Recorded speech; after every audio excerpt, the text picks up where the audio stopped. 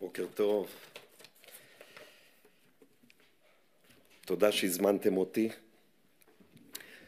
אני מבין שזה לא דבר טריוויאלי, הנוכחות שלי כאן, ובמיוחד לאור הלחצים של אנשים שמכנים את עצמם ליברליים, ניסו למנוע את קיום האירוע הזה.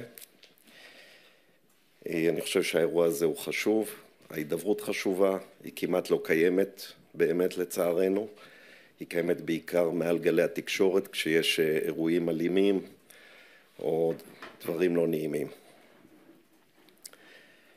בספר חיים ברכה ושלום, פרנסה טובה או גזרות טובות, ישועות ונחמות, נזכר ונכתב אנחנו, כך אמרנו הבוקר בתפילה, כך אנחנו אומרים בכל 10 ימי תשובה. אנחנו מתפללים שהקדוש ברוך הוא יברך אותנו ואת כל עם ישראל ביחד, כולנו ביחד. הנקודה העיקרית שאני רוצה לומר היא נקודת השינוי והמפנה בחברה הישראלית בשנים האחרונות. אני חש בה במשך שנים רבות, אבל היא הגיעה לעוצמה אדירה מאז מלחמת שמחת תורה לפני כשנתיים. דוקטור אריאל פינקלשטיין מכאן, ממחקר שפרסמתם, מדבר על זה שלאומן נושאים 43% מסורתיים ו13.5% חילונים, סך הכל זה 56%, 8% מהציבור הישראלי נוסע לאומן. תופעה מדהימה שלי אישית אין הסבר עליה. מיליונים משתתפים בסליחות שמתקיימות ב10 ימי תשובה. הייתי השבת בירושלים, המונים זורמים לכותל לסליחות. השנה 5 פעמים המשטרה סגרה את רחבת הכותל, כיוון שאי אפשר להכיל יותר אנשים. כמעט כל מי שמגיע לסליחות זה אנשים שהולכים עם כיפות כותל ואינם הולכים עם כיפה בדרך כלל. בשנה שעברה המשטרה סגרה רק פעם אחת בערב יום כיפור, השנה עוד לפני יום כיפור זה כבר היה 5 פעמים. קובי מידן בערב ראש השנה מראיין את סמדר בנאי, אמא לבת 16, חילונית ממרכז תל אביב. ביתה לומדת בבית ספר חילוני לאומנויות, והבת שלה אומרת, אנחנו דור של נשמות צמאות, על פי שירו של בן צור. הבת שלה מבקשת ללכת כל ערב לסליחות, למרות שהיא צריכה לקום למחרת מוקדם לבית הספר, והאמא במקום להתווכח איתה, אומרת לה בואי אני אלך איתך לסליחות, היא נוסעת איתה, כך על פי המצולם בכאן 11, היא נוסעת איתה לבית הכנסת בצפון תל אביב, בית הכנסת מפוצץ עד אפס מקום בתיכוניסטים בני 15 ו-16, רבנית מדברת איתם, והם אומרים סליחות בדבקות, והאימא שמחה בזה ואומרת טוב זה לא ממש חזרה בתשובה, זה איזשהו משהו באמצע, הולכים צנוע רק יום אחד בשבוע. דוד שוקן פרסם השבוע מאמר, אחיינו של עורך הארץ, על ברית במקום חוזה, על חשיבה חדשה, על אחדות ישראל, על ערבות הדדית. חן שליטה פרסמה רק לפני מספר ימים על מאמר בשומרים, על כך שהמילה חילוניות הפכה להיות כמעט מוקצה בשיח של המפלגות הפוליטיות משמאל. אין ספור זמרים, אומנים, אנשי הגות ורוח, סופרים, עושים תהליך של תשובה, גם אם זה ללא כיפה. תשובה לחזרה להיות יהודים. מוקי אומר, הזמר שהיה סמל החילוניות, אנחנו רוצים להיות סופר יהודים אם רצו להרוג אותנו כיהודים. הוא החל להניח תפילין. עשרות ידוענים מתעדים את עצמם ברשתות ומקבלים על כך אלפי לייקים, על שמירת שבת, על הפרשת חלה, על צניעות, על תפילין, על ציצית, לימוד תורה, סליחות, תפילות. נתי רביץ, ננסי ברנדס, נתן גושן, טל בנין, אלכס דניאל, יובל דיין, רינת בר, אביבית בר זוהר. זה אספתי במקרה אתמול בלילה רק ממה שקפץ לי לאינטרנט. מסעדות לא כשרות של שפים ידועים כמו סגב, חיים כהן, אסף גרנית, יובל בן נריה, מקבלות על עצמם תעודת הכשר וסוגרות סניפים לא כשרים. ההורים של הנוער בהרצליה מקים קבוצת תמיכה להורים שהילדים שלהם הולכים לסליחות, וחס ושלום עוד רגע אחד הם חוזרים בתשובה, יתחילו לשמור שבת. אתה רואה יותר ויותר שליחי וולט בתל אביב, אני אומר כתל אביבי, נוסעים עם קעקועים ללא כיפה ועם ציצית מתבדרת ברוח. ובמקווה הגברים שאני הולך אליו מדי יום שישי, רואים המוני אנשים שטובלים עם קעקועים על הידיים. ברחוב בוגרשוב, ששם הקמנו את ראש יהודי לפני כ-30 שנה, הייתה מסעדה אחת כשרה בכל הרחוב. היום כמעט לא ניתן למצוא מסעדה לא כשרה ברחוב.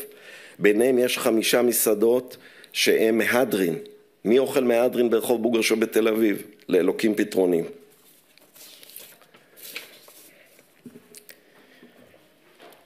ומכאן אני עובר לאירועי ההפרדה ויום כיפור שלשם כך התכנסנו. אנחנו נאמנים למסורת, לא שינינו כלום, לא המצאנו כלום, לא חידשנו כלום, פשוט רוצים להמשיך את מה שהיה ללא שום אג'נדה חדשה.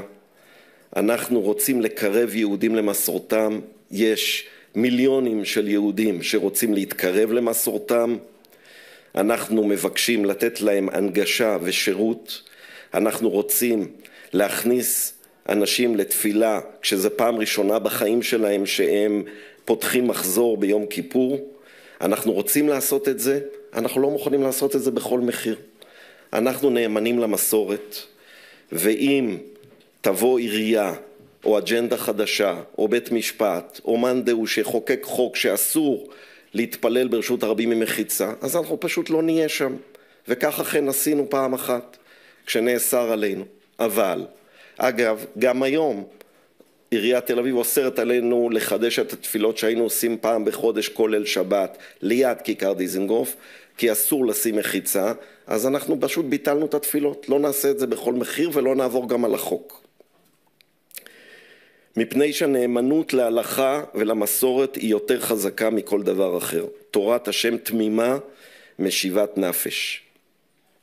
אם נהיה נאמנים לעצמנו, אם נהיה נאמנים למסורת של אלפי שנים, אולי מישהו ילך אחרינו, לא נתחנף, לא נתכופף, לא נתייפייף ולא נסכים בשביל כביכול לקרב מישהו, לשנות פסיק אחד מתורת משה.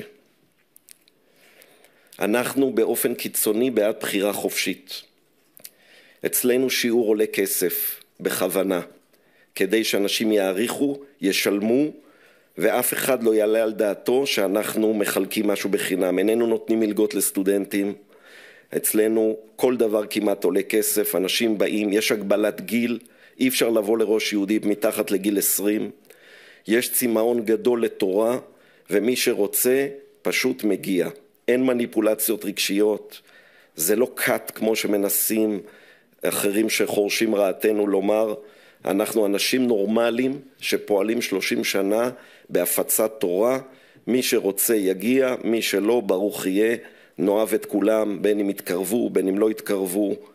אנחנו בתל אביב, אני באופן אישי נולדתי בתל אביב, גדלתי בתל אביב, גרתי עם אשתי ו8 ילדיי במשך 23 שנה במעלי חבר בדרום הר חברון, והגענו להכרה, ובמיוחד אשתי, שאנחנו רוצים לחזור לתל אביב.